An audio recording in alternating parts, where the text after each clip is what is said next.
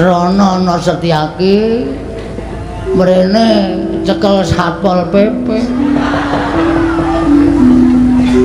Gomnan lungguh sing penak. Mengarep mati kok lungguh sing penak. Mbok wis ngene wae langsung tes ngono gak modar. Kula ngerti nek sampean mesti diutus Ndara Kresna kon nyekel kali kula. Mriko dicekel Ndara Setyaki ajeng mlayu sampean methoke mriki nggih to.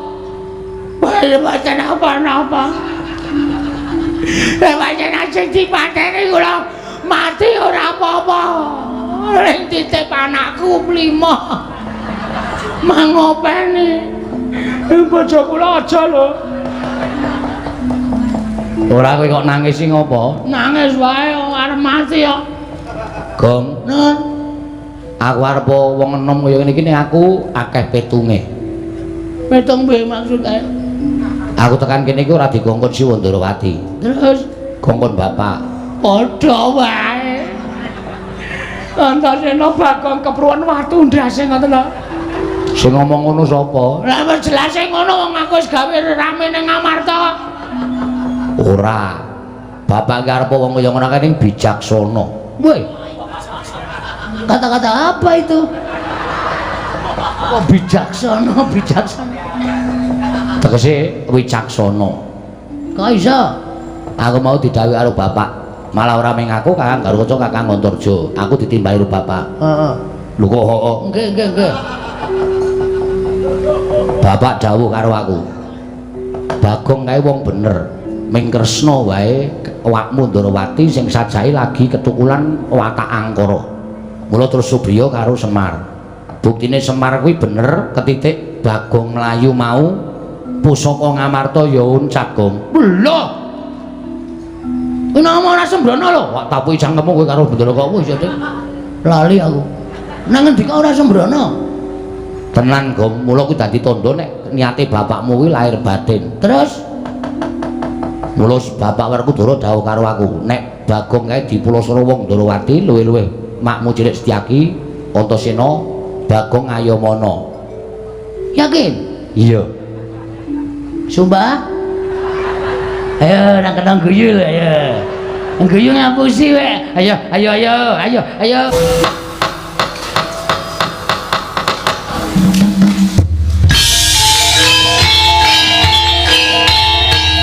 Dilanjutkan pagelaran wayang kulit Semalam Suntuk oleh Ki Dalang Seno Nugroho. Selamat menyaksikan.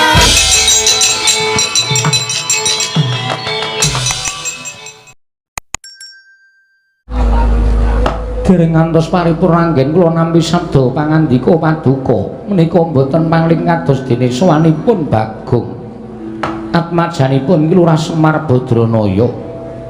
Jagat wasaning Bathara wayang karo jagat. Mbok menawi Bagong sowan menika pancen dipun utus dening tiyang sepuhipun, Yayi. Tumunten ngatimbal menawa wigatosipun Bagong dene sowan wonten Garing Ngamarta. Koko Prabu Kasekecakna ingkang prayogi wonten ing nadaning Datulaya kawula napa Yayi sampun boten kirang sekeca ana kawan Bagong padha kanirarja sapraptanira panakawan Bagong Nonamet pasang Kalimantabe tinebena ing iladune Demawaing tawang towang sinuwun linepatna ing Tulamanu kepareng kula ngaturaken sembah sumungkeming pangabekti kula kunjuk raharja saklakumu nering sambikala tebih saking rubeda sesuk meneh nek sowan Alendra kuwi aja mung nganggo kathok-tok Bagong sing nganggo tata krama sing nganggo sopan santun niki wau jane komplit sandangan kula ning dadak mandeg lapangan ngunggahke panggung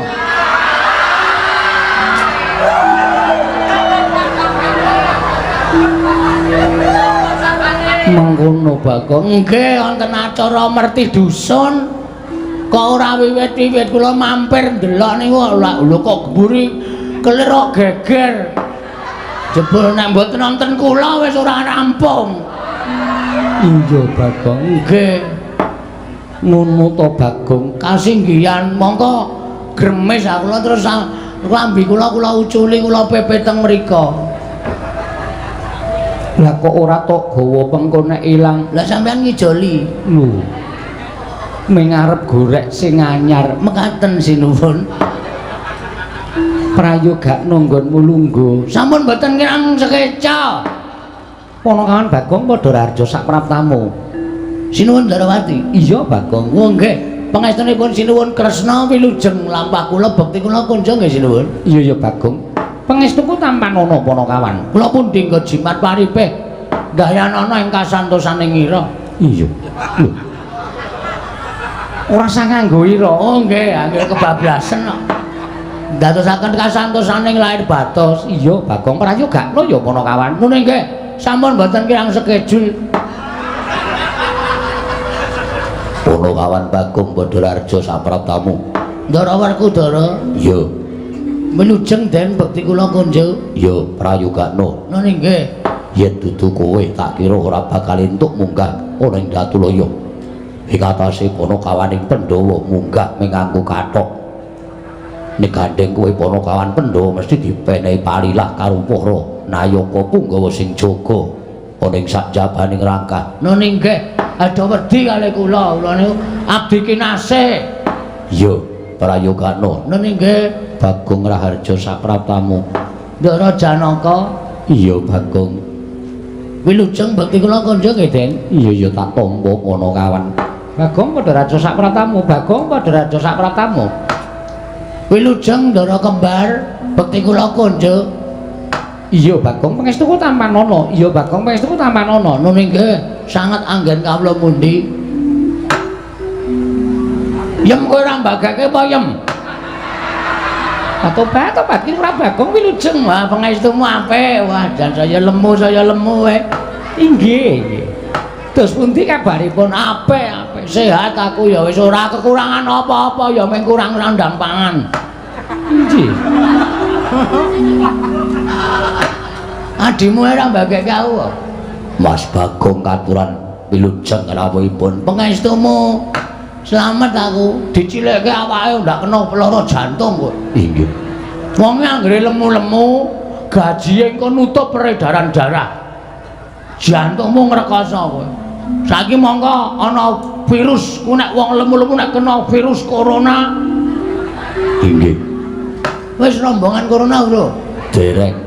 Lho kok rombongan corona? Corona komando rondo anyaran. Mboten kula tetep setya bekti kalian semah kula. Bagus, panen yo ngono kuwi. Sing jeneng wanita kuwi jarwa dasake wani ditata. Ha ta? Nggih. Kudu wani ditata karo piyai kakung merga wong lanang ki nek do ngarani Gusti Allah katon ngono wae. Tangan tengene sing gawe urip. Mula wong wedok ki nek nganti wani karo wong lanang dosane tumpuk undung. Ora ana pangapura. Inggih. Ngono? Nggih, ngestakaken dawuh. Aja sok wani, diblanja pira-pira manut. Inggih. Aja sok protes. Nggih. Wani karo wong lanang diazab. Ponokawan Bagong. Wonten dawuh sinuwun. Ana wigati apa dene sira sowan mangka tanpa tinimbalan? Apa saka awakmu dhewe, apa saka diutus dening bapakmu Semar? Sepisan kepareng kula ngaturaken tebah Siti Sekel salawuhe.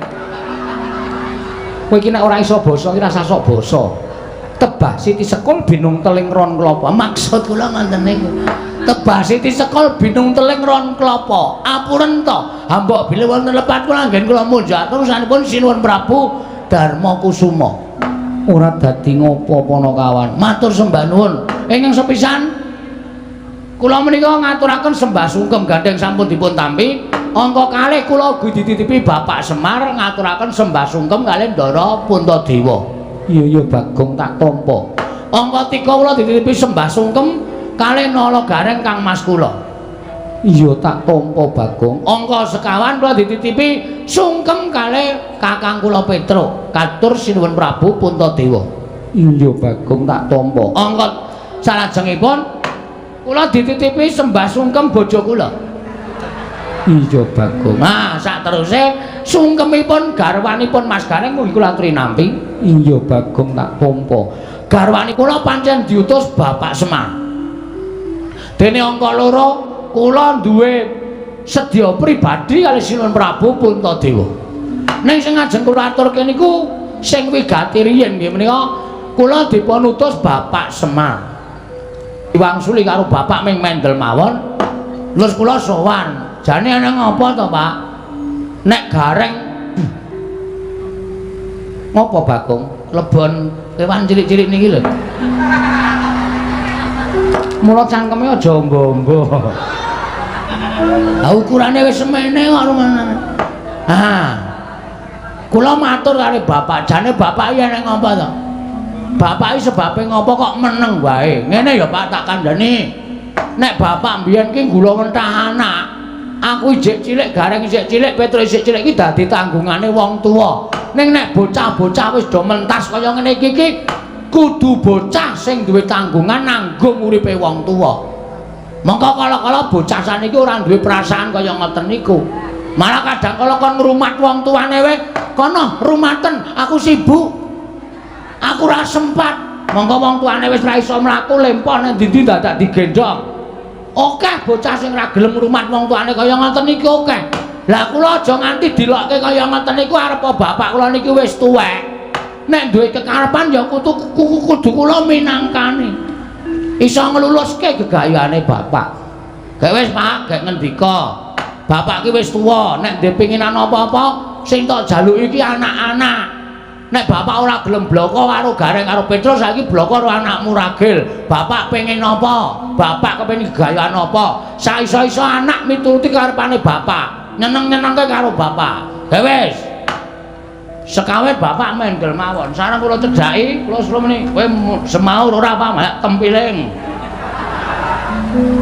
Lah jenengane karo wong tuwa kurang ajar. Mana mboten ngoten Semar niku ngeyel e. Terus Semar ngematke kula. Terus sirah kula dicekel, cek. Pancen anak sing ngerti dhewe karo wong tuwa ki mung kowe kok. Gong. Gareng kae tuwek ning pikirane mlengse. Petro kae wong tuwa luwih tuwa saka kene ora kaya kowe. Ya mung kowe sing marahi bapak ki dawa ususe. Dawa umure. Nggih, Pak, kula terus dingkluk. Iya, Pak. Aku ki jane duwe gegayuhan, Gong. Gayuhan apa to, Pak? Aku ki rak urip ning alam donya iki dadi tukang ngomong. Baby sister. Apa? Baby sister. Perkudara genahno kuwi ga. Arjuna genahno Mboten kemawon. Niki lho sing tukang ngomong iki lho. ya udu babi. Baby. Kresna kok muni baby ngene. Ya wagu. Do tak pancing do kewetu. Bapakne tukang momong, bapakne iku nek gelem dadi dewa teng ayangane wis mukti ngawibawa Nyakrawati mbau jendha. Ning bapak mboten kepengin dadi dewa, uripe pancen dienggo momong para satriya-satriya sing ateteken ati suci, pepayung budi rahayu. Kados ta para Pandhawa. Mula bapak momong Pandhawa niku senenge ra jamak-jamak. Napa bapak tahu njaluk undaan bayar? Mboten tahu. Bapak njaluk kepengin urip sing murwat? Mboten tahu. Bapak uripe kere ya dilakoni, bapak uripe rekoso ya dilakoni. Ning sebab apa kok bapak niku betah momong Pandhawa? Mergo bapak niku seneng srawung karo wong apik, seneng srawung karo wong becik. Ana tetembungan, saapik-apike wong nek kleru srawunge srawung karo wong ala mesti katabetan watak ala. Ning sak ala-alane menungsa nek seneng srawung karo wong becik, suwe-suwe dadi wong apik. Ngaten? Iya, Bagus. Nggih. Mula bapak niku biyen tekan saiki sing disrawungi Nalendra satriya sing ateteken ati suci, pepayung budi rahayu. Kados ta Prabu Rama ana maling. Sok kuwi lho, sapa jenenge? Mungsuhe Dasamuka kuwi apa? Rama Wijaya. Heeh. Rama Wijaya kok nganti dadi lagu ana Rama ana maling. Rama Wijaya lan sak turu-turunipun kula niki ya ngerti karo bapak. Lah sing suwe dhewe niku momong Pandhawa. Wiwit Pandhawa kuncung nganti gelung, wiwit Pandhawa cilik nganti gedhe, wiwit Pandhawa jabang nganti celaprang, bapak momong karo Pandhawa. Mergane apa? Bapak niku seneng nek cedhak karo wong apik. Iya Bagong. Bapak niku ya mikirke negara Ngamarta. Terus bapak ngendika ngenten iki, Ngamarta iki mbiyen negara sing apik, sing becik lho. Negara Ngamarta ki negara sing gemah ripala jinawi. Negara Ngamarta ki dumadi saking pirang-pirang pulau iso nyawiji dadi siji. Ora ana rasa regejegan, ora ana rasa padha padudon, kabeh ayem tentrem. Ning kok saiki Ngamarta kok beda karo mbiyen ya, Gong? Bapak ngendika ngoten niku. Ngamarta saiki ngendi-endi padha regejegan ming perkara sithik kowe padha antem-anteman padha gelut. Pun. Lah iki nek aku ora temandang karya Ngamarta iki engko remuk, nek Ngamarta remuk aku sing diseneni para dewa. Mula aku janjane sesasi ora kepengin ngomong iki, aku mung mikir kepengin bangun kayangan. Bapakmu nggih, yen ngono bapakmu bakal bali dadi Jawata. Mboten. Bangun kayangan iku mboten bangun papan sing magrong-magrong dumati saka Jamrut Air Mutiara Gergene Jamrut Mutiara Gergene. Ning bangun kayangan iku bangun jiwane para kawula sak negara Ngamarta supaya uripe kados dene wonten kayangan. Kayangan iku tebih saking regejegan adoh saka memungsuhan, anane ming nikmat mupangat adoh saka suker sakit, gemah ripah ayem tentrem, manunggal tetunggalan tunggal cipta rasa karsa lan karyane. Ngono Bagong. Nggih. Lah terus kok bapak meneng wae merga syarate angel e. Syarate napa, Pak? Syarate iki aku kudu ngedhep pusaka. Pusaka Ngamarta 3 cacahe. Apa wae Bagong? 1 tumbak. Wah, apa ya lali aku. Tumbak baru kelindeng. Aku iki gobloke nang kene lho. Jane aku wong sregep ning ora kelingan lho. Ora iso nyimpen tembung tumbak kara welang. Nah, tumbak tempe kara. Kara welang. Tumbak kara welang. Payung mota. Tunggul naga kalih sijine Pustaka Jamrut Putri. Ya ora nata. Wah, diagelan cemongan ning kraton. Orang ora apa jamus kok Jamrut. Heeh. Jamus Kalimasada. Mula sowan kula sanesipun Prabu Untadya menika ingkang sepisan inggih menika nyuwun ngampil pusaka 3, tumbak kara welang, payung tunggul naga, pustaka jamus miang jimat Kalimasada. Niku ajeng kula boyong teng Karang Kadempel dadi syarat srana bapak anggenipun bangun kayangan. Iya Bagong, banjur kowe mau matur wigatine apa dene kowe duwe niat pribadi kelawan aku. Nah niku cekaos mawon kula nyuwun kawelasan. Tegesipun kula nyuwun dana prabeya ngoten mawon mboten sah diubeng-ubengke. Ya wis mengko gampang Bagong. Nggih. Werkudara. Iya. Piye Dimas? Aturing Kyai Semar lumantar Bagong iki mau miturut kowe piye?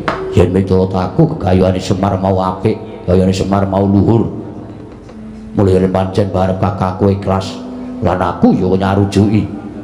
Pusaka 3 negara Ngamarta, payung tunggul naga, tumbak kara welang, pustaka jamus jimat Kalimasada marang Semar lumantar Bagong. Diwen Semar bangun negara Ngamarta embane urip ana ing kayangan.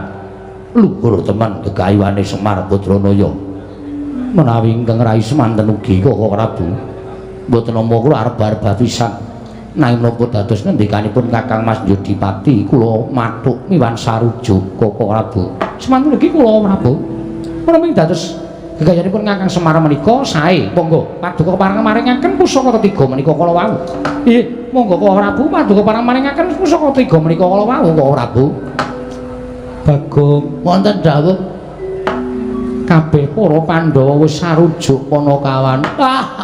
wah jan lega ati kula Semar nek ngenten iki terus waras nek ngonten mboten sangentosi mangke bibaring pasewakan kepareng dinten iki kula nyuwun supados pusaka tiga menika kula aturi maringaken sakmangke mugia badhe kula boyong wonten Karang Kadempel dados syarat srana wewangunanipun bapak anggenipun bangun kayangan sinuwun. Yayi wonten dawuh mangke riyen kula badhe rembakan kaliyan Bagong. Yayi Koko Prabu wonten timbalan mestinipun menawi badhe paduka tindakaken menika kala wau kedah dipun petang kanthi nalar ingkang ganep dipun gelar tuwin dipun gulung sampun ngantos tuna ing tembe wingkingipun menapa to sababipun kula matur ing kados mekaten amargi setunggal namung derajatipun Semar kemawon kula nuwun sewu kula mboten badhe ngiyas kan Kakang Semar kula mboten badhe ngembe kan Kakang Semar babar pisan mboten namung Kakang Semar menika mestinipun ngila dhateng kawontenanipun namung derajate ngaceplik wong loro saudon telu saurupan wujudipun Semar kok badhe nyuwun ngambil pusaka negari Ngamarta 3 cacahipun tumbak Karawelang payung tunggul naga pustaka jamus nyang jimat lima soto kula nuwun pamunten nadyan sedaya sampun sami prisa bilih Semar menika dewa Ngejawantah menika panitisanipun Sang Hyang Bathara Ismaya nanging Semar menika kedunungan kulit daging mongko gesangipun sak tataning jalma wantah sing jeneng menungsa menika dunungan ina lali salah apes kelawan mati. Kuwatos sing manat kula menawi anggenipun Kakang Semar mbetahaken pusaka 3 cacahipun menika kala wau. Sengadi kinarya pawadan badhe ambangun kayangan nanging gadhahi ancas gegayuhan sanes.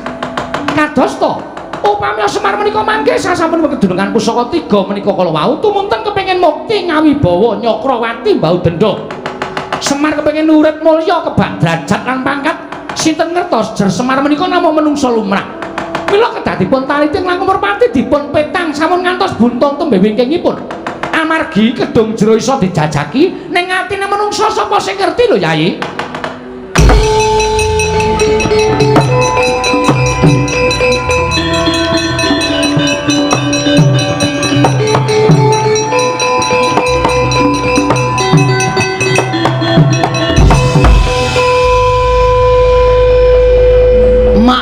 jelek atiku bareng krungono wong ngomong kok nang kuping kok semelet kokean trebel.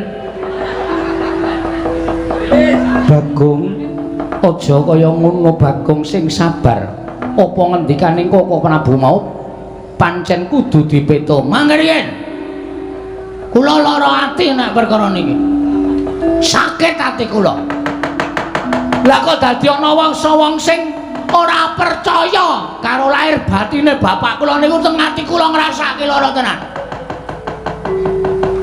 Nek Semar niku gelem dadi wong duwe derajat, nek Semar niku gelem dadi wong duwe pangkat, ora sah kampanye wae do nyoblos Semar kabeh tak.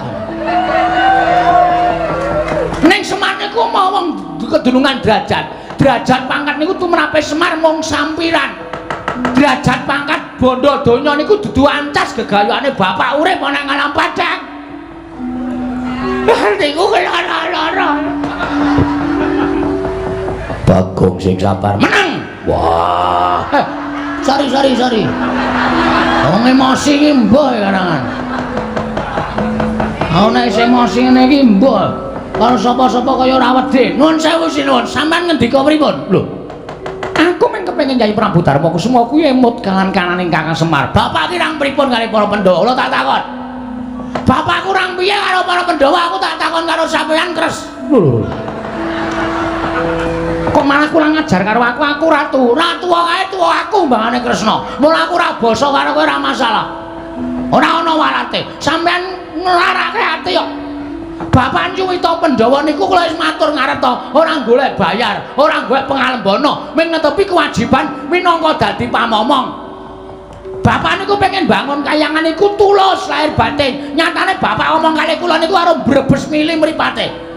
Niku tegese pancen lahir batin bapak pengen bangun kayangan. kok ana ratu sing ngandani bapak kepengin duwe derajat pangkat sarana kepengin melek pusaka 3 ya kuwi pusaka Tumbak Kyai Pleret. Nesu kok kleru. Aku ya ora nesu kok. Aku turu wis kok kleru kok. Lho, kok turu mlebu omahe tanggane ngerti-ngerti glesak. Ditendang sing lanang aku. Lho kok ning kene.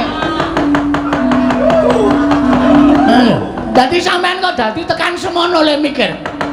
Bapak niku nek gelem dadi dewa, sampean men titi sing Bathara Wisnu. Wisnu niku anake Bathara Guru. Ngerti aku.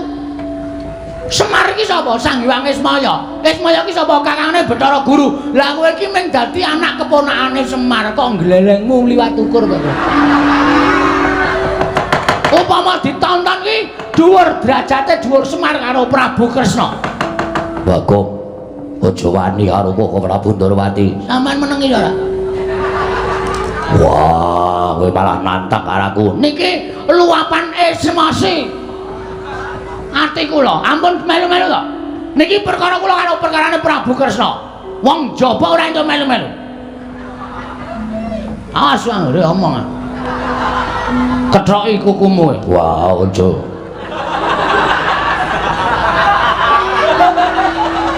Nah, deleke ndak tak gawake kethokan kuku. Baru Dara kok wedi nek dikethoki kukune. Ora iso nggo nyubles. Penyakit to. Kula diutus bapakne mergo kepengin penjangane bapak keturutan. Ha tatane yae. Tatan apa piye? Nek bapak mengko duwe niat kepengin kedunungan derajat pangkat gesek karo omongane. Bapak ora bangun kayangane kepengin kedunungan derajat pangkat, kepengin kedunungan bondo donya. Sampeyan rasa ngajar bapak, bapak tak tempilingi dhewe nek sipate kaya ngono. Niku tenan ora gara. Oh alah kok dadi kaya ngene kanane. Bagong, non. Mbok yo aja kaya ngono Bagong. Siramen mawon tirtaning kesabaran. Tirta sabar iki lho Pak Nendi. Tirta kok sabar, tirta ngene mbok sabarno ya. Ora Bagong ning sabar ikhlas. Ora iso. Bagong ki angel sabar. Padahal aku ki ngelih telat sithik tak tendang ketele kok. Pamane kok wis nesu ngene ya ora mungkin aku iso sabar. Saiki ngene sinuwun. Nek omongan sampean ki tak kandhake Semar piye kedadiane? Ana tetembungan kriwikan dadi grojokan, geguyon dadi tangisan. Gegeran gedhe-gedhe. Nek Semar nesu sinuwun Ndorowati omong ngono dole. Heeh Pak wah tak pethokke. Sampean wani pethokan karo Bapak? Wani? Hah? Wani ora? Hei, halo.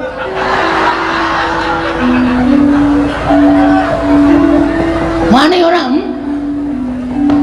Nek nganti sampe iso ngalahke bapak aku meguru karo sampean 20 taun. 20 taun yakin. Ora guyon. Nek kosok baline sampean nek pancen wani mangendika Bagong, ucapku iki kandhakno Semar. Kula mulih sakniki ora nggawa tumbak ora masalah. Ora nggawa payung ora masalah, kula nggawa mantol. Ora nggawa pustaka Jamus Kelima Sada ora masalah. Ning sing penting aku iso lapor karo bapakne. Bapak nang kene diarani sing werna-werna. Bapak nang kene diarani macem-macem. Ya ngono apa piye? Hah? Penyakit ora? Ya wonten dawuh golekno wedang aku ngelak. Oh iya. Tanggo bengok-bengok ngelak. Wontenipun namung akiyu. Lho. Imban goblok. Goblok. Aku akiyu. Hah, muni ae. Ya ngono wae. Nek pancen sampean kendel mawon iku teges sampean mengiyakan. Napa sing kula aturke? Sinuwun, nyuwun pamit kula tak lapor kare bapak sinuwun.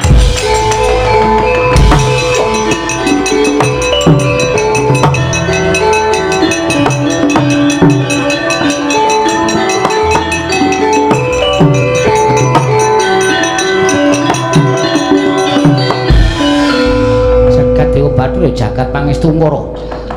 Waduh Yayi. Menika mangke menawi ngantos Bagong menika wadul kalian Kakang Semar Badranaya. Tan murka menika mangke badhe mboten sae kedadosanipun Koko Prabu. Kula suwun kanthi sanget Koko Prabu kedah semeleh ing batos sampun ngantos nuruti dhateng kamurkanipun Bagong Arjuna wonten dawuh melu aku ayo Bagong kae dioyak sembrono.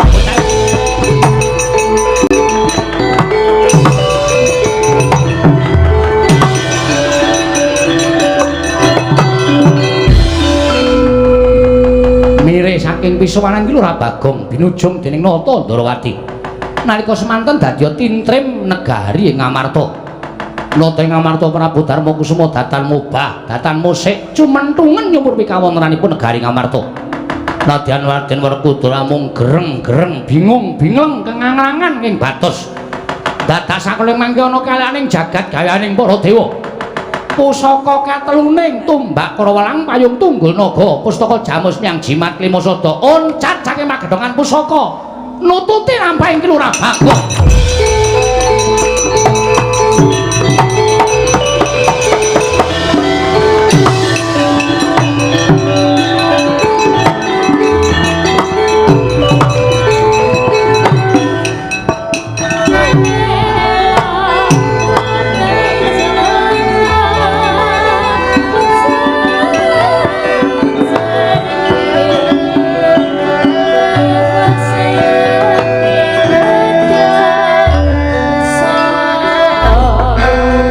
Sedewa lumen maring adhawuh apa ta sababe sira tumuli maju nggone rasawan Koko Prabu menapa Koko Prabu mboten ngawuni-ngani lampan ingkang edap-edapi tuwin ngelok-eloki bab ingkang ngendi pun Kakang ora wuninga Yayi ora gel yen mapunten kumbok menawi kula piyambak ingkang saged mangertosi krana sapengeripun Bagong saking datul ya negari Ngamarta anggenipun puja atur kepengin nyuwun ngambil wujuding pusaka 3 tumbak Karawalang payung tunggul naga pustaka jamus nyang jimat kelima sada. Mugi andadosna ing kawuningan sapengeripun Bagong pusaka ketiga menika kala wawon cat saking pagedhongan pusaka. Monggo sareng kula tamataken jebul tindakipun pusaka 3 menika kados nututi dhateng lampahipun Panakawan Bagong. Kala Prabu ing mekaten saged kula mestani bilih panjangkanipun Kakang Semar Badranaya menika mboten namung kandhek wonten ing pangucap nanging kababar dados pakarti tegesipun kandhas dumugi ning batos anggenipun kepengin bangun kayangan wonten negari Ngamarta.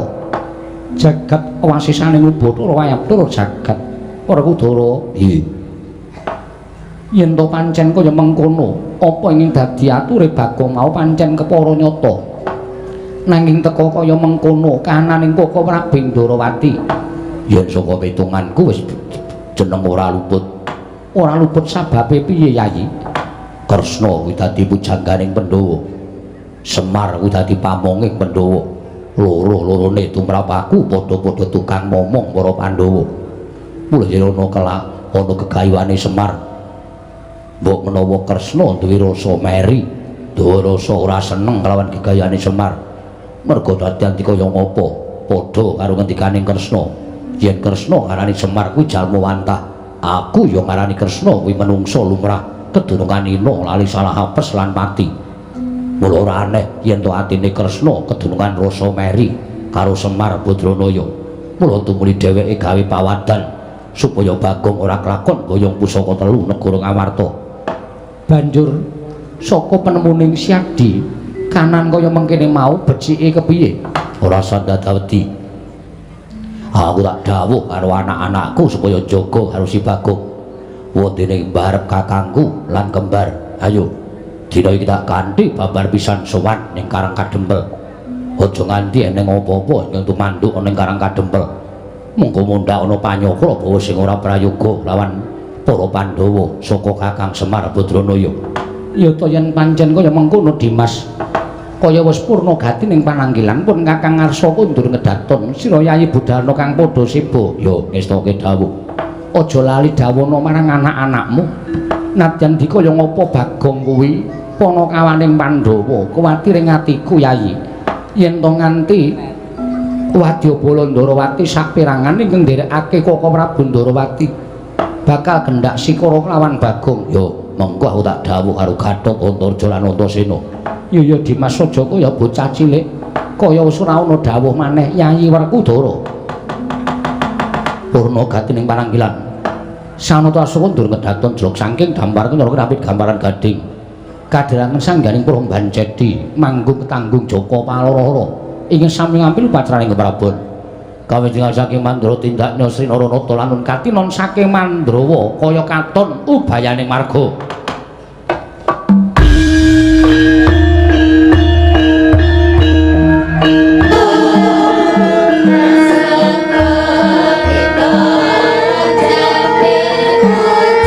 Nyataning kalangkuhan akbar pandan muncar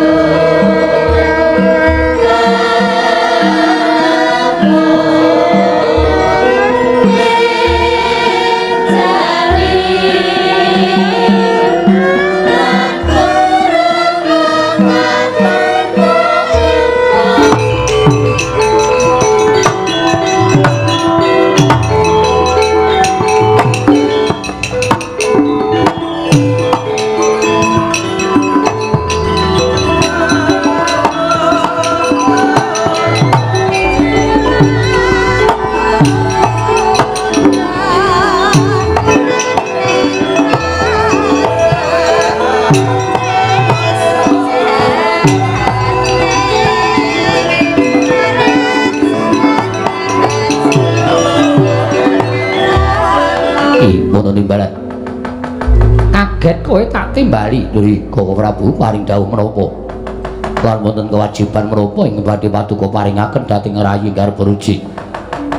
Dina samengko iki mau kedaton ngamarta geger Dipun sababaken sowane Panakawan Bagong. Ing nalika semana diutus dening Kakang Semar Badranaya nggone kepengin bangun kayangan. Setyaki wonten timbalan. Cubriya rasane atiku dene Kakang Semar kok pengen bangun kayangan mongko dadak nganggo syarat sono pusaka 3 cacahe.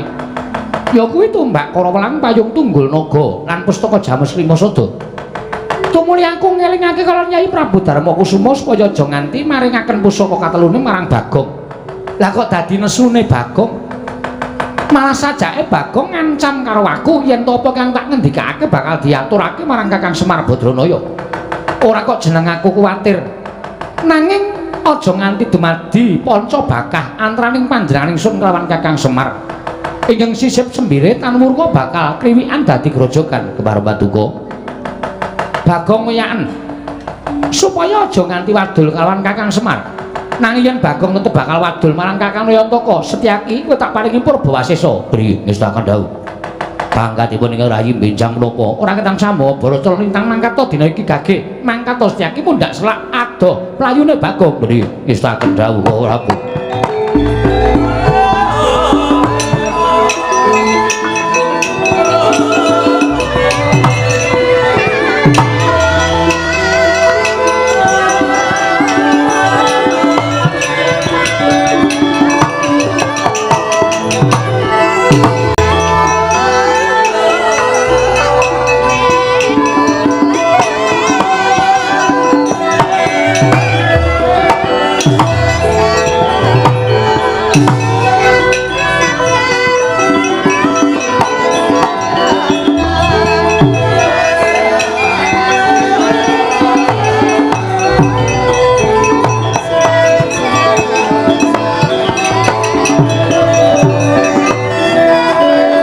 Madung dawuh.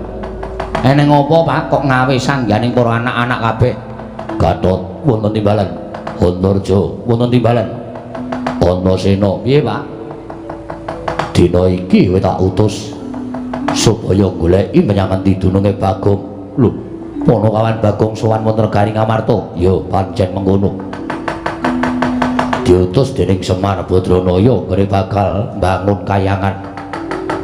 Nanging wigatine Bagong ingkang kepareng bakal amboyong wujuding pusaka 3. Dialing-alingi sarta dialang-alangi karo wakmu ing Ndarawati. Nganti kewetu pangandikane wakmu Ndarawati sing ora ngepenake pikire Bagong. Iya. Wekasan Bagong nesu. Kabeh sing diketikake dening wakmu Ndrawati bakal diwadulake dening Semar Badranaya. Mula aku nampa timbalaning barep kakangku. Aja nganti Bagong dipulosara karo wong Ndrawati. Luwe-luwe pamanmu Setyaki ngebanget ngabekti karo bendarane ya kuwi wakmu Ndrawati. Ayo mono. Ayo mono Bagong aja nganti cilik loro gedhe ning apa-apa sing tumanduk marang Punakawan Bagong. Menawi kula mekaten nyuwun pamit tambeng pangestu. Menawi kula mekaten nyuwun pamit tambeng pangestu. Rama Kyai dinten samangke kula bidal. Ngestu padha dawuh pengdaripun Rama Kyai Jodipati. Wah, Utasena. Piye, Pak? Bagong ayomono. Nek perkara ngayomi karo Bagong sarta Bagong arep dikeroyok karo wong Ndrawati, Bapak ora usah kuwatir. Ora usah kongkonan anakmu telu cacahe, ning cukup Antasena sing saguh biyantu karo Bagong. Wah, ngono ya. Terus Bapak saiki arep tindak menyang endi? Wakmu ngamarta nganti lawan aku budal ning Karang Kadempel. Wis, Bapak budal ning Karang Kadempel, Kakang Harukaca budal ning Karang Kadempel, Kakang Turja budal ning Karang Kadempel. Bagong aku sing bakal menehi pengayoman. Yen nganti Bagong cilik loro gedhe ning apa-apa, kowe sing tak tepuke. Ora usah kuwatir. Bagong karo aku luwih kepenak, aku ngoko Bagong ya bakale ora duwe rasa jigo pekewuh karo aku. Mergo aku skrina srawung karo Bagong. Lah pasrahke karo kowe. Bapak tindako nganti karo Siwa Puntadewa lan Kakang Harukaca Kakang Turja budal ning Karang Kadempel mesake Kakang Semar. Wah, cap bagus Antasena ya. Aku tak mangkat Bagong openono. Tak openane ponakan Bagong aja kuwatir ya, Pak.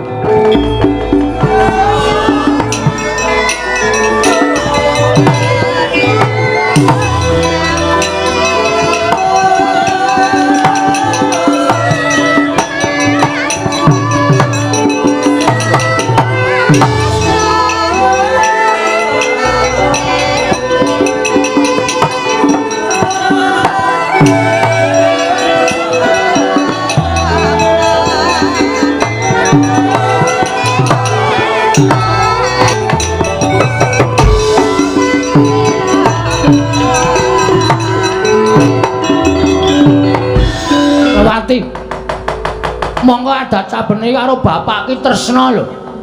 Ora ngira kok omongane ngendikane ning Datulaya negara ing Ngamarta lah kok dadi nglarake ati.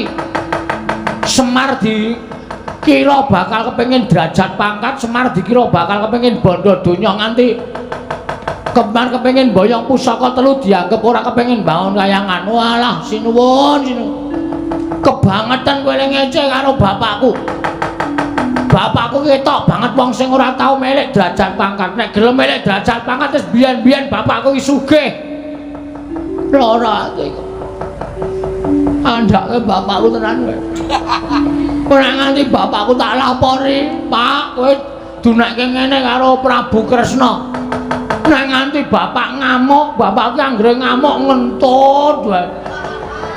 Monggo ambune pol-polan. Aku iki bar dintuti nama 3 dina. Iya, wis nek ora tak kapoke kowe arep tuman wae Kasinuwun Ndrawati. Nek ora tak gawe kowe iki kapok karo bapak, kowe mesti arep ngece sabedene bapak. Pak. Mir.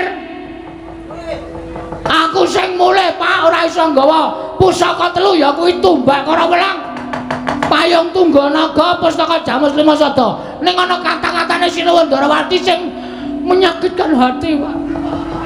Nglarake ati, Pak. Mula bapak lagi nang nganti bapak ora nesu tanggep bapak ora wani karo Prabu Kresna.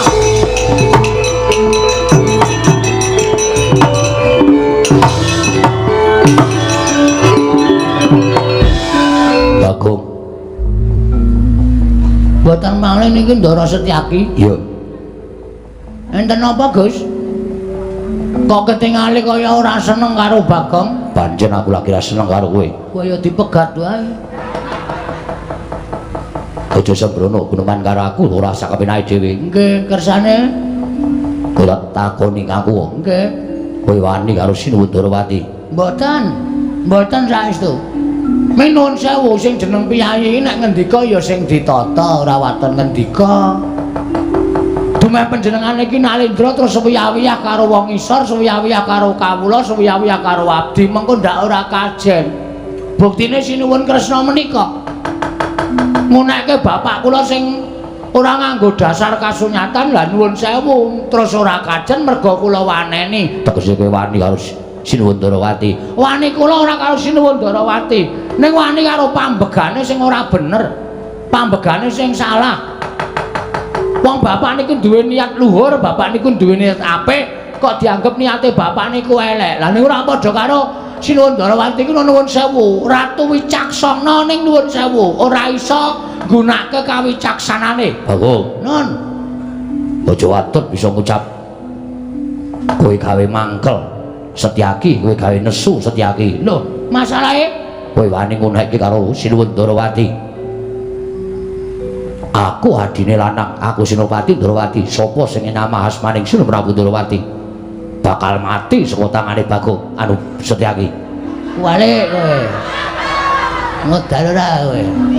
Saka tanganing Setyaki. Nah, mula nek nesu niku ditata atine. Wong nesu niku omongane sok kleru-kleru. Aku wis tau omong karo apa? Lah, wonten barang iku kleru. Kok sak kepenake dhewe ora. Kowe aja guyon. Aku nesu tenan. Wis ngerti nek sampean nesu tenan. Kowe gelem njaluk ngapura karo Sinuwun Darawati lan aja wadul karo bapakmu apa ora? Ora bisa. Ora iso. Nuwun sewu kula ora salah. Kula nek ora salah kok njaluk ngapura kula emoh. Ning nek kula salah, aja kok karo piyayi, karo bayi wingi sore nek pancen kula salah, kula njaluk ngapura gelem. Ning nek kula niku ora salah kok njaluk ngapura. Oh, ndak bisa. Yen ngono kowe wani karo Setyaki. Ya ora. Atene kula modar. Kula ora wani karo sampeyan. Yen ora wani kowe manut karo Setyaki. Mboten nek kon manut. Njaluk ngapura karo Sinuwun Darawati. Ora. Tegese wani karo Setyaki. Ora wani. Ya aja gawe bingung. Angel to kowe mesti kan. Bingung kowe mesti. Kowe omongan karo kowe bingung kok. Aku ora wani karo sampeyan. Nek kok njaluk ngapura aku emoh. Tegese kowe ngeyel, kowe ngengkel. Pancen ket biyen Bagong iki didapuk dadi wong ngeyel. Nek ora dadi wong ngeyel dudu Bagong. Saiki ngene. Aku ngono. Ngene. Ya wis ngene piye? Ya kowe tak boyong. Nang ngene sapa? Sinuwun Darawati. Kon ngopo? Njaluk ngapura. Kowe lha iki piye ta iki? Paham ora kowe? Aku ora gelem. Yen ora gelem kowe tak ajar. Lho. Areng ajar Bagong. Iya, dasar pranyata. Kowe lah. Salahku napa? Kowe ora gelem nyuwun ngapura karo Sinuwun Darawati, wajibe tak ajar. Lah nek kowe areng ajar karo aku, apa dianggep aku wani? Sekecake Setyaki aku tak melayu.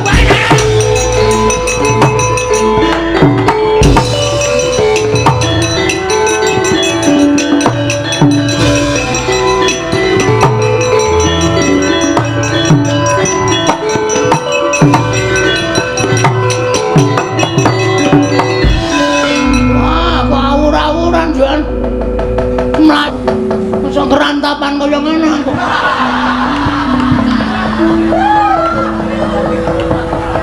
Masa dia harus Setyaki diajar sak pol-pol siraku nganti banyak-banyak ya. Oh alamir. Tak belani malah aku kelara-lara ya mir. Aku jane atiku aku pengen wani lho. Aku ki menungsa. Nang omah disembah karo anak putu. Aku arep lunga tanganku diambung karo anakku karo bojoku. Ana kene mung dicucuki sirahku karo Setyaki. Wis tak niati wae. Ben modar mbok men. Kowe gendasi karo aku Setyaki.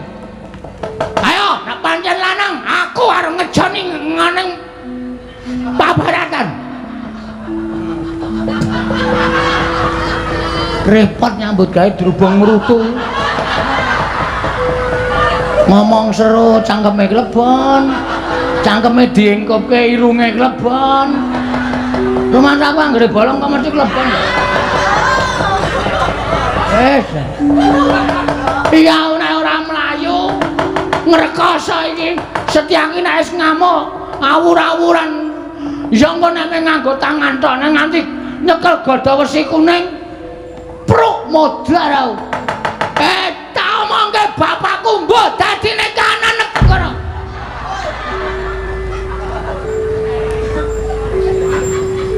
Meripat gedine semono kok ora weruh.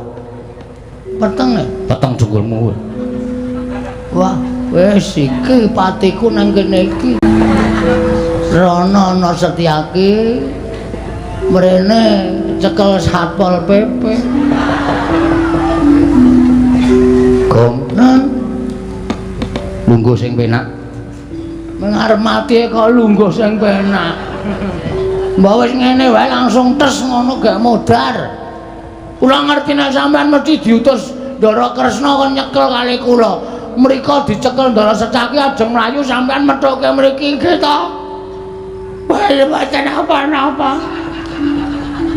Pancen ajeng dipateni kula mati ora apa-apa. Ning titip anakku plima. Mangopeni. Bojo kula aja lho. Ora kowe kok nangis sing ngopo? Nangis wae arep mati kok. Gom, Nun, aku arep wong enom kaya ngene iki aku akeh petunge. petung piye maksudnya? Aku tekan kene iki ora dikongkon si Wandrawati. Terus Kongkon bapak. padha wae. Antasena Bagong kepruwen watu ndase ngoten lho. Sing ngomong ngono sapa? Lah wis jelas ngono wong aku wis gawe rame ning Ngamarta. Ora.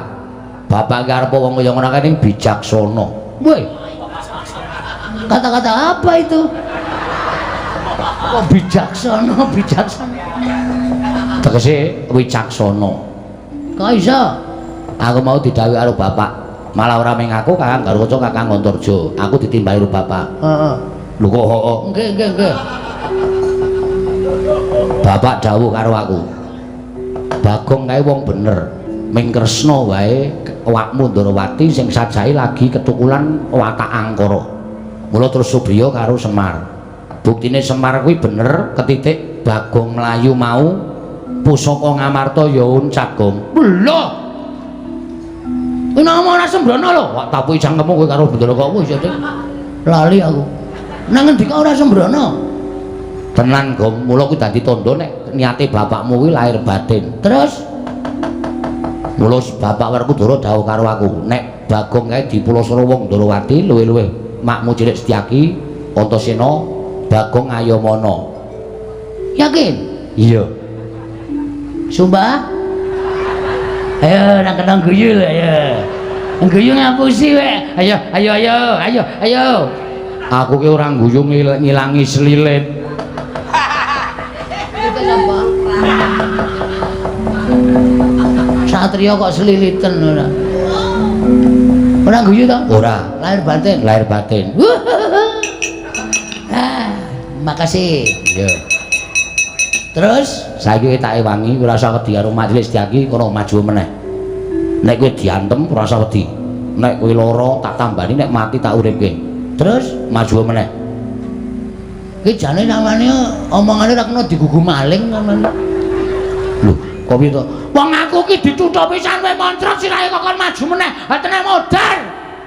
Nek mati tak uripke. Oh, iso wae. Iso. Nganggo apa? Iki banyu sungut. Kita peres metu banyune. Wah.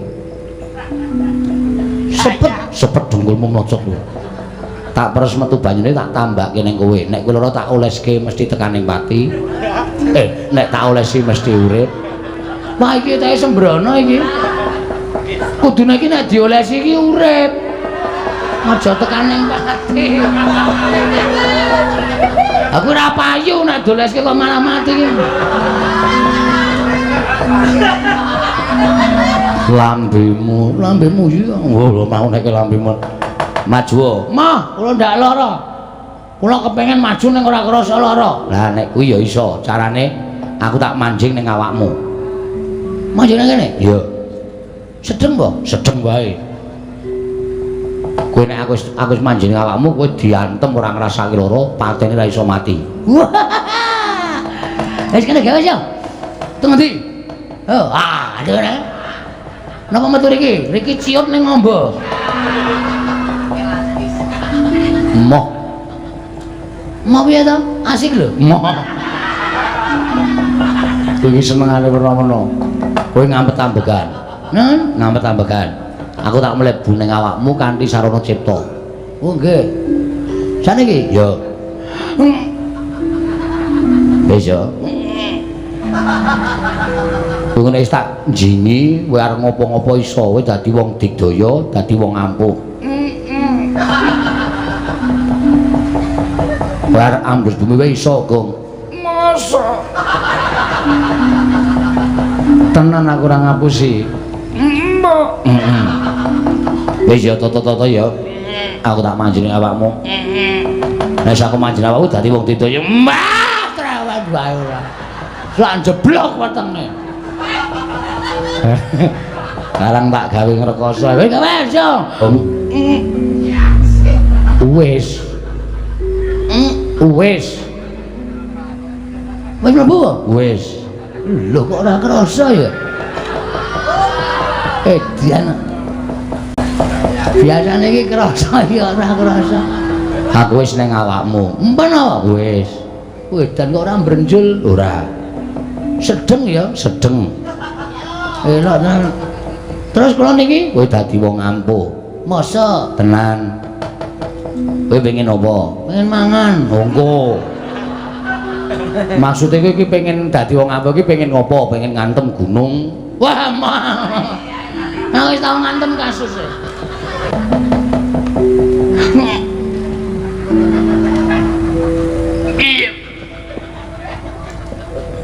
Ngopo kok ora sida? Ngono ora ambles aspale.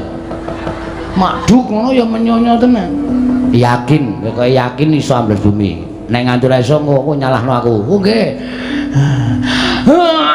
Muni attention. Terus bumi. Nggih. Iso to? Saged e.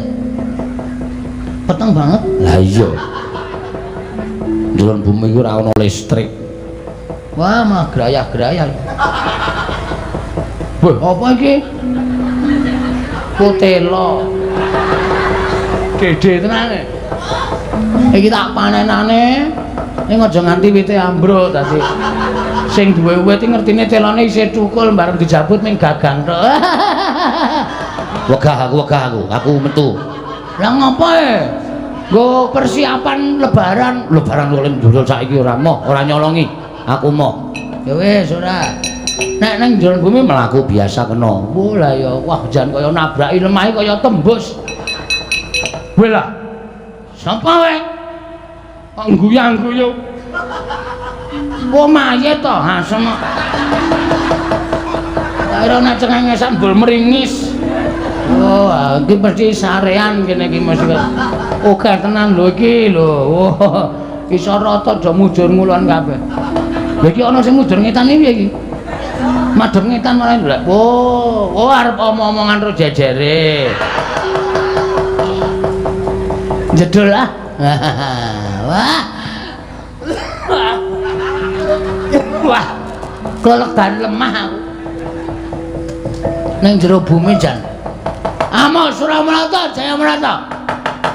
Imbang yen padha-padha. Setyaki. Aja nglelang kowe saiki.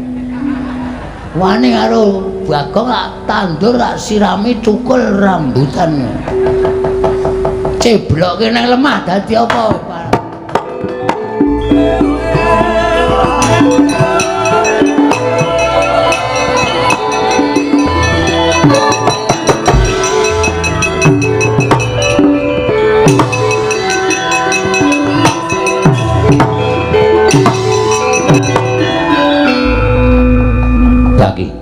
Mau aku kalah karo kowe, saiki durung karuan. Wani nantang karo aku. Aja meng kowe Setyaki. Kresna kon maju mrene. Parot. Sumbarmu malah sajak kowe wani dilat Persi Abang. Kulino aku dilat Persi. Padake, yen kowe wani tenan karo Setyaki. Apa sing tak wedeni? Dibantangan pecah siramu. Kowe iso mecah sirahe Bagong meguru karo kowe 35 taun. Do tambahi 10. Tambahi 10 isih cerewet to, teman.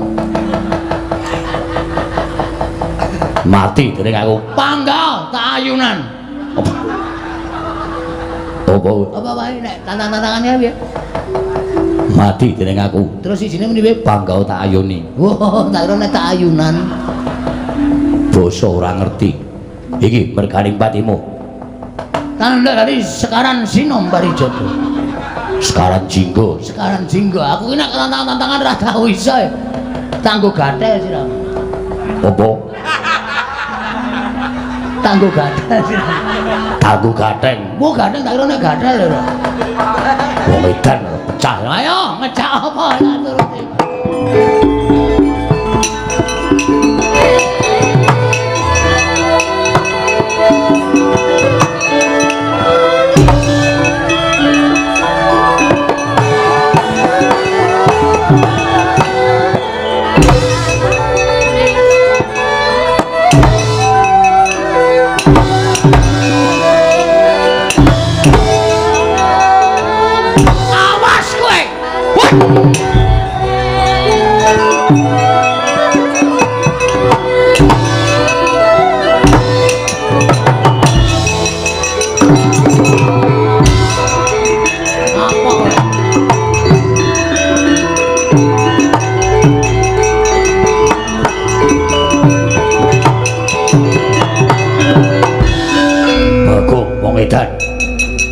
Satria diceblokke jero banget. Piye, ha? Kalah to karo kowe. Kalah kowe karo aku. Aku saploke mundur iki mau ketemu karo sapa ya? Sapa ya ngarang sik sapa ya?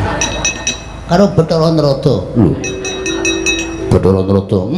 Merengi aku Wahyu Kaprawiran. Waduh.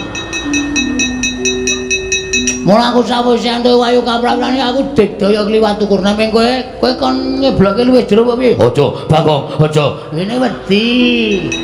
Ya, ra sembrono. Ayo. Sak wudel isih kurang jero, ha. Kon ngenetke meneh. Kon ngenetke meneh. Bagong, ora edan, Bagong. Bagong. Kapok kowe sak dodo saiki. Ayo. Ayo. Muni kowe sarwane. Bagong aku njaluk ngapura. Bagong aku njaluk ngapura aku wis kapok tenan. Bagong aku njaluk ngapura. Ora bakal tak wenehi pangapura. Kowe wis notoki gundulku nganti moncrot ya. Ora bakal tak wenehi ngapura kowe. Cebloke ngentang nganti entek sirahmu blesek nang lemah kuku kene kate.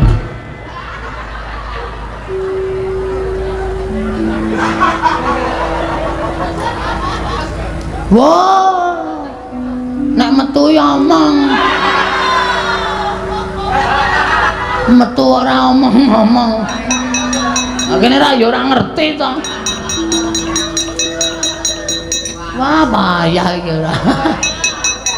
Sok meneh iki nek metu ki muni wis ngono.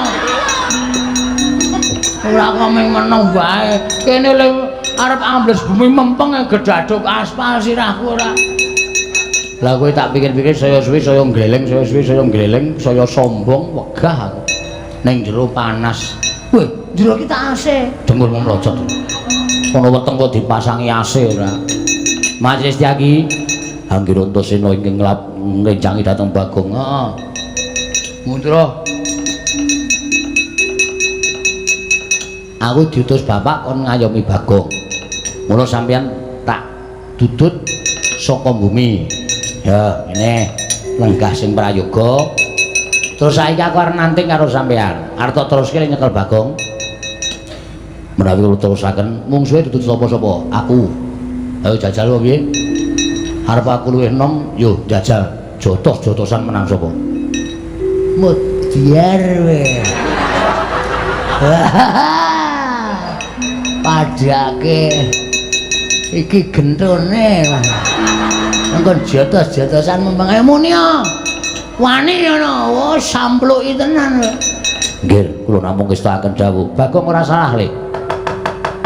Sampeyan dikongkon karo ratu Gustimu kena. Sampeyan iki ngabari karo Siwa Ndrawati kena. Ning nuwun sewu, dawuhing Siwa Ndrawati ku tok petung. Bener apa luput?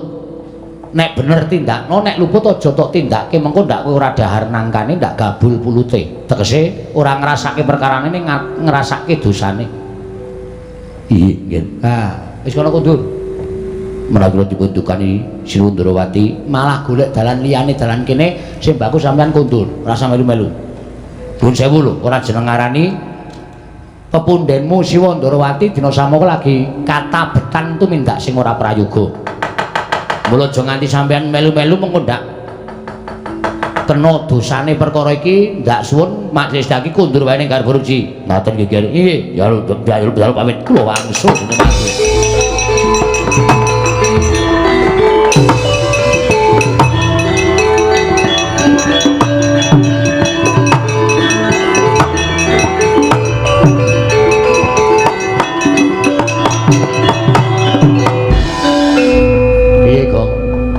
Sampeyan niku pancen satriya sing ndugal kewarisan ning iso ngrampung sakaing masalah. Wis saiki kowe bali yo. Kula bali dunek-unekke bapak. Sebabe Kula ora nggawa pusaka telu, payung tunggul naga, tumbak karo welang, pustaka jamus miyang jimat lima sada. Nek ora nggawa kuwi kula iso disepatani karo Bapak Semar. Bapak Semar niku karepe kula niku iso mboyong pusaka telu niku, Gus.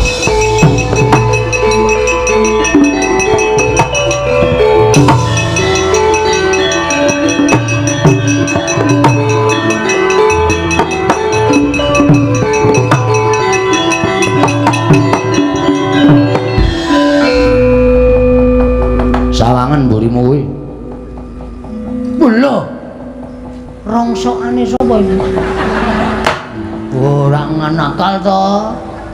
Tak omongi ya. Kuwi tumbak karo welang payung tunggul naga pustaka jamus lima sada. Kuwi tak kandhani. Arepa pusaka kuwi biyen kedadian saka ratu-ratu Digdaya. Mula aja tok sepelekke. Kowe ngucap sak penamu dhewe kuwarat karo pusaka kuwi iso lempoh selawase. Wah, mbok ampun ngoten Den. Omong kok senani crebang-crebung. Oh ya ceblang-ceblung. Crebang-crebung kok ceblang-ceblung. Mula nek omong ki diatur ora sak penake dhewe. Nggih nyuwun ngapura. Wis kuwi gawanen. Nggih. Aturno bapakmu. Nggih. Monggo nek bapakmu takon pusaka telu kuwi diaturke, ora lega atine. Lah terus Pandhawa? Pandhawa sak pirangan wis merono. Aja kuwatir. Mengko Pandhawa bakal komplit gong percaya ora ana tumindak ala ingkang tumama ning becik. Oh nggih, nyuwun pamit nggih Den. Sing ati-ati aja kaya bocah cilik kok.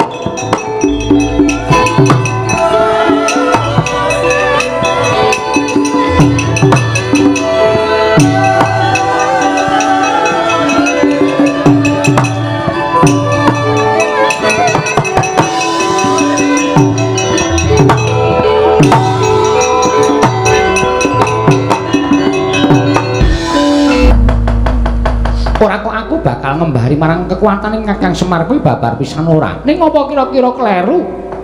Penemune Ndrawati ing darbe penemu.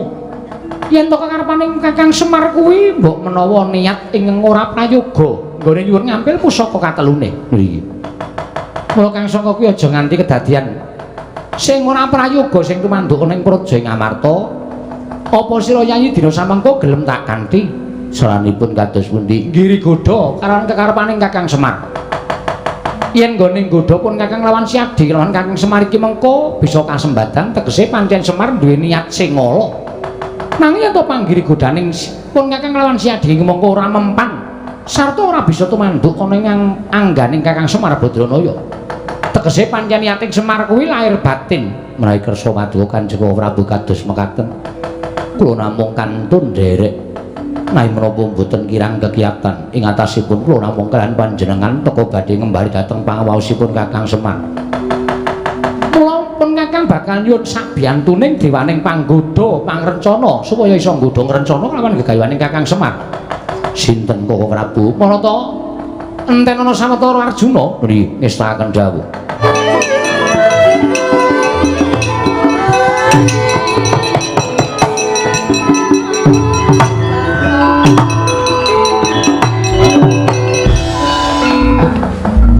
Kok kadingaren temen ning atase kowe kuwi Nata Ndrawati nggunakake aji pameling ngrawuhake kelawan Hyang Wing Dandang Mangure. Pukulun kula ngaturaken sembah pangabekti kula kunjuk. Iya Kresna ndak tampa.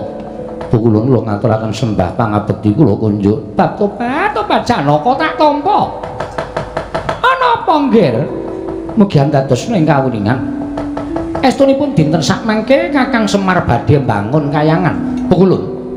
Kuwatos raos sing manahipun ingkang wayah Indrawati menawi niatipun Kakang Semar menika kala wau katabetan niat ingkang boten prayogi.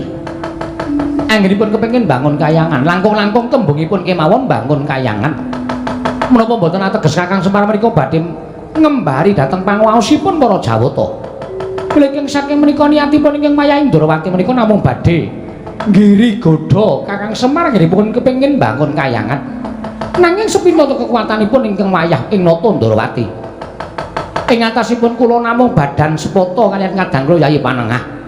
Tartemtu boten badhe kiyat ngiri godha dhateng kawontenanipun Karang Kadempel. Mila kula nyuwun sejata pitulung saking Paduka Hyang Adi Pukulun Pandya Benari Durga. Keparenga sakmangke paring pambiyantu dhateng Nata Ndrawati anggenipun ngiri godha dhateng para kawula sak Karang Kadempel Pukulun.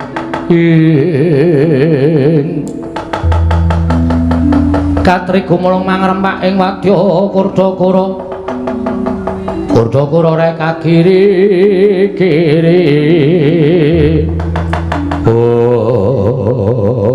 Tobat. Yen to pancen kaya mengkono Kresna pengen dadi panuwun kita ulun udaneni.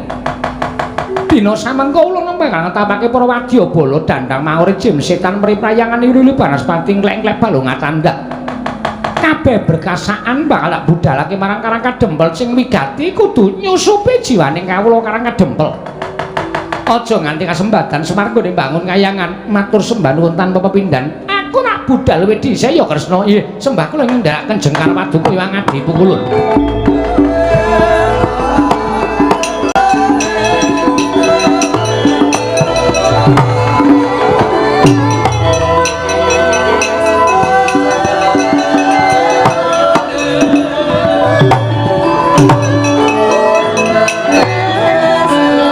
Arjuna wonten paring adawu.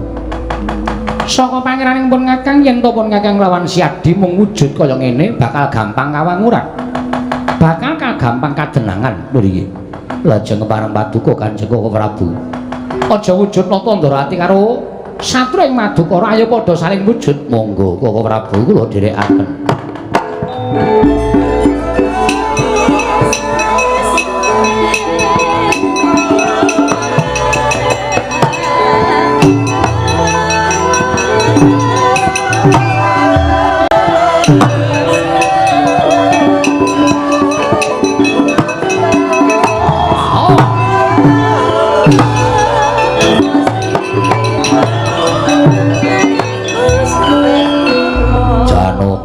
Kowe wonten dawuh gandeng wis sujud kaya ngene tak kira yen to kowe karo aku nyaketi Karang Kadempel ora ana ingkang bakal ngerti. Ih Koko Prabu, mula ora usah dadak ana rasa sangga runggi. Ayo budhal nang Karang Kadempel. Digiri godha Kakang Semar ngene bakal bangun kayangan. Monggo kula dherekaken Kanjeng Koko Prabu aja badhok apa Kakang.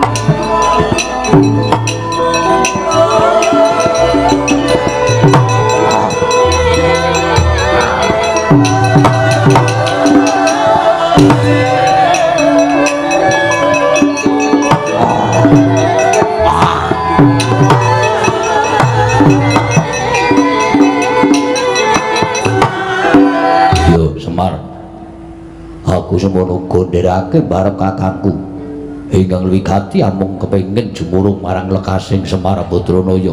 Iya, Kakang Semar semono aku uga mengkono jumbuh kan ngendikaning Koko Prabu Darmakusuma. Matur nuwun. Ya mung sing gedhe pangapuramu Kakang. Dene Puntadewa ora iso ngaturake pusaka katelune ingkang sira suwun. Ya kuwi tumbak Karawelang Payung Tunggul Naga lan pustaka Jamus Miang Jimat Kelima Sada. Ampun kuwatir. Pusaka telu niku wis melu kalih Bagong lan pun diaturke kalih kula. Niki pun kula pundi-pundi wonten ing Karang Kadempel. Panjenengan boten sakuwatir kecalan pusaka tetiga. Pranyata pusaka niku pancen gedhe dayane sabab tumbak Karawelang Payung Tunggul Naga pustaka Jamus Kelima Sada menika dumados saking Nalindra. ingkang duke nguni lalindra ingkang digdaya sekti kalintang jayaning perang. Mila mboten omong-omong nek pusaka niku panggrahitane kan prabida kaya menungsa. Niat sing kula aturke niku miturut petanganipun pusaka tetiga menika lair kandhasing batos. Mula mboten duwe ceceking raos sarta gadah niat sanesipun kejawi amung kepengin mbangun kayangan jumbuh kan peping sampun kula aturaken Ndara. Nggih namung napa sing diaturke Bagong niki dadi pacoban tumraping Semar. Mugi-mugi sakmangke Semar saged ngrampungi pacoban ingkang badhe tumanduk wonten ing Karang Kadempel. Amargi ngendikanipun para sepuh, ngendikanipun para nimpuna sampun nyebataken nek kanugrahane cepak pacobane ya enggal bakal nekani Ndara. Pun padhang lajeng miwiti mbangun kayanganing sing wigati sampeyan ampun kondur latri lenggah prayogi luwih wonten Karang Kadempel Ndara.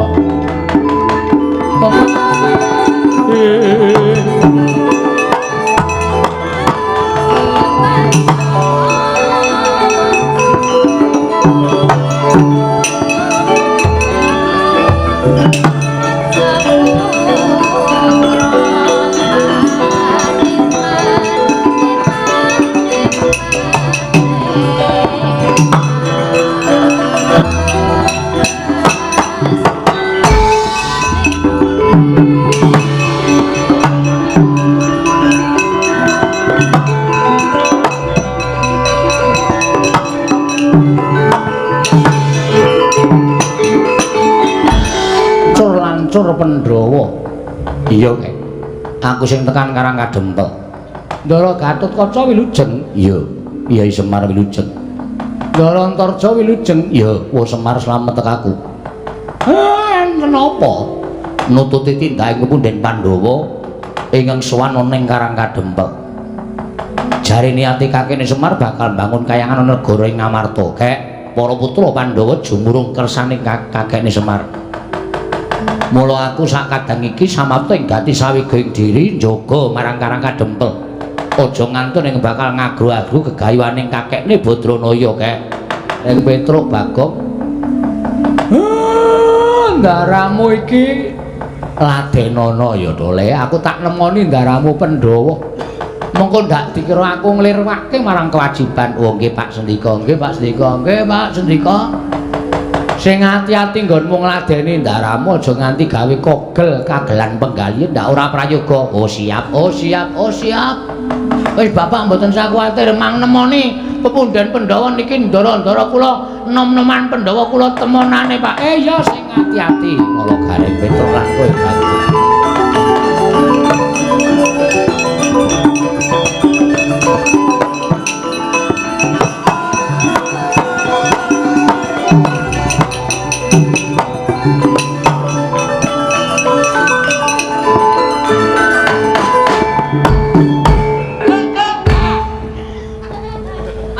Penak rek ben ya dadak diseseke padake ora kesel kok nabuh.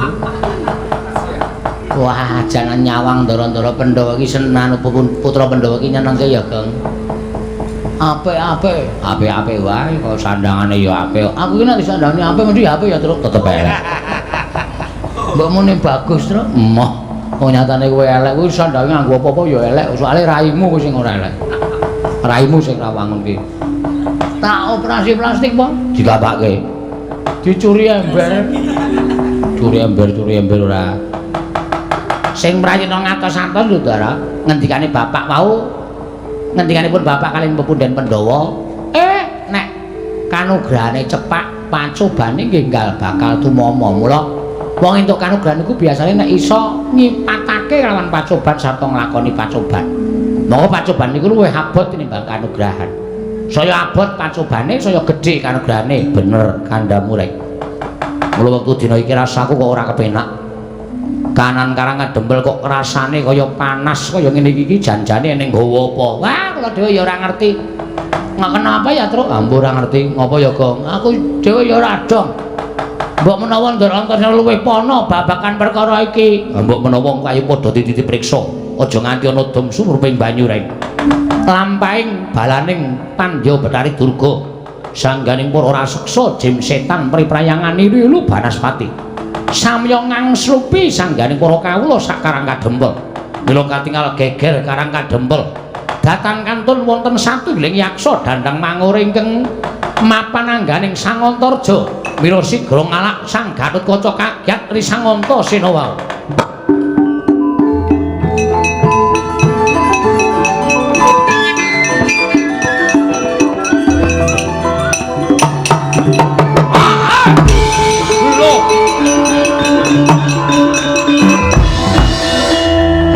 Apa? Dalem ngawur wae ora. Ayo kaget kaya. Lho, apa sing tak kuwatirake kababar dadi kasunyatan. Lho, lha pripun? Kakang Antarja ora ngopo-ngopo kok dadi greng kaya buta. Malah Kakang Garukaca dilarak kaya ngono kae. Wo, nek ora tak rampungi ndak malah salah kedaden. Ya kedaden barang.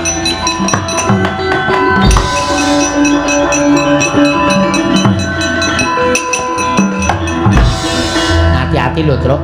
Ndara Antasena ki wong waskita, Ndara Antasena ki wong lantip anggraitane. Iki ketoke karang kadempel diserang, diserbu mungsuh yang tidak kelihatan. Heeh. Ketara Ndara Antasena terus gereng kaya buta aku ya mroreng, wah medeni tenan. Terus carane piye? Aja ngalamun, aja ngalamun. Wong ngalamun iki ibarate kaya dene kurungan sing kelangan manuk. Wo. Ora dileboni manuk liya. Ayo. Apa ra cilaka? Iya ya, nah iya ya kaya Ndara Antarja kae mau ngalamun klebon, ayo cilaka. Hati-hati, yaine iki ngarepe esuk ngene iki demit-demit do ting kliti. Oh. Do arep golek dalan nggo mulih. Mula kudu ngati-ati. Nek ora ngati-ati ngrekoso kowe ora. Tenan. Nek nganti do anteng, nganti do ngalamun nek ana apa-apa aku ora tanggung jawab.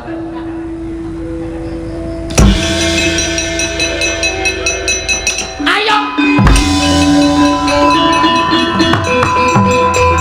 Wah, tenan. Bagong Kang Slupan kae. Tara kakane didugang raine nganti glagong. Gong, wah jan eling lek kowe iki apa to, Rek?